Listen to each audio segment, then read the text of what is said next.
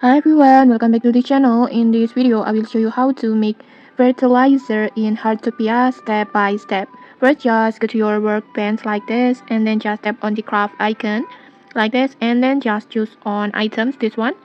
And then next, just tap on fertilizer, this one, fertilizer recipe. You can unlock this recipe after completing the quest from the NPC blank about how to use fertilizer. And then next, make sure all the required materials are ready in your inventory like this, like wood and then timber like this.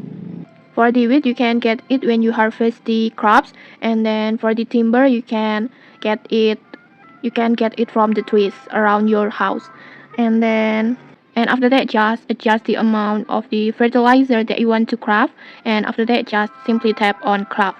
For example, I want to make 5 fertilizer, and then just simply tap on craft.